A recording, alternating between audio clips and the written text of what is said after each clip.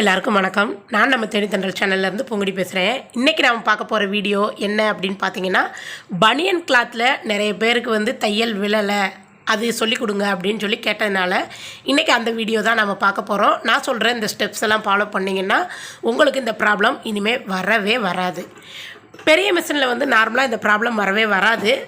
சின்ன மிஷினில் நிறைய பேருக்கு ப்ராப்ளம் வரும். அது என்னன்றதை பார்க்கலாம். ஓகே, வீடியோக்குள்ளே போகிறதுக்கு முன்னாடி நம்ம சேனலை சப்ஸ்கிரைப் பண்ணி வச்சுக்கோங்க. உங்களுக்கு பிடிச்சிருந்தா உங்கள் ஃப்ரெண்ட்ஸுக்கு ரெக்கமெண்ட் பண்ணுங்கள். அதுக்கு முன்னாடி நம்ம வீடியோஸ்க்கு மறக்காமல் ஒரு லைக் போடுங்க. இப்போ நாம் ஓரம் அடிப்போம். இந்த மாதிரி ரப்பரி கிளாத்து, பனியன் கிளாத்து, அந்த மாதிரி இதுலலாம் தையல் சில நேரம் விழாது. அப்படியே விழுந்தாலும் தையல் லூஸாக விழும். பாருங்கள், இப்போது ஒரு ஓரம் அடிக்கிறோம் அப்படின்னா இது மாதிரி நாம் பிசுறு மடிச்சுட்டு அகைன் ஒரு மடிப்பு மடித்து தான் நாம் என்ன பண்ணுவோம், ஓரம் அடிப்போம்.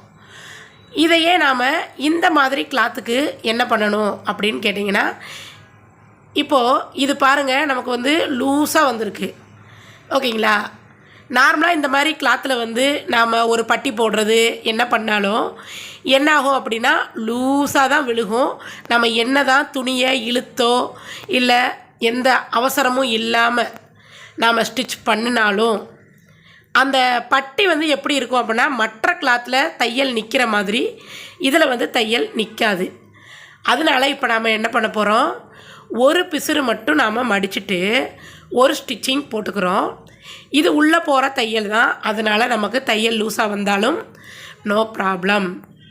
ஓகே, இதை நான் இது மாதிரி ஒரு பிசுரை மட்டும் அடிச்சிருக்கேன். இதுக்கு உள்ளே நான் இது மாதிரி ஒரு துணி கொடுக்குறேன். ஓகேங்களா? துணி கொடுத்துட்டு நான் இப்போ தையல் போடுற இடத்துல அந்த துணி இருக்கிற மாதிரி அடிக்கிறேன். ஓகேங்களா? முதல்ல ஒரு தடவை பிசுறு மடிச்சிட்டோம்.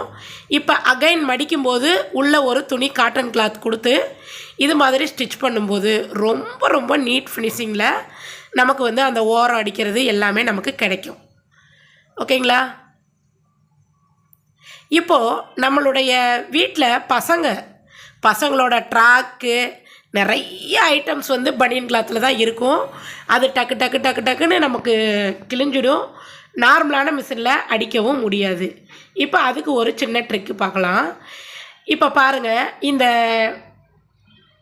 சென்ட்ரு பாயிண்ட் தான் நிறைய பேருக்கு கிழிஞ்சிக்கிட்டே இருக்கும். நம்ம மிஷினில் இதை எப்படி அடிக்கிறதுன்னு பார்க்கலாம். அடியில் ஒரு காட்டன் கிளாத்து கொடுத்துட்றேன். கொடுத்துட்டு எப்பவும் போல் நாம் கிழிஞ்ச இடமோ இல்லை மேல் தையலோ அதை நம்ம இது மாதிரி அடிச்சுக்கிறோம்.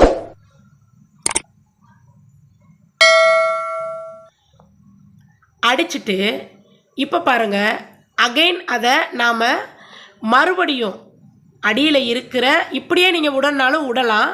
நமக்கு இன்னும் கொஞ்சம் ஸ்ட்ராங்காக வேணும் அப்படிங்கிறதால நான் இது மாதிரி அகைன் ஒரு மடிப்பு மடிச்சுக்கிறேன்.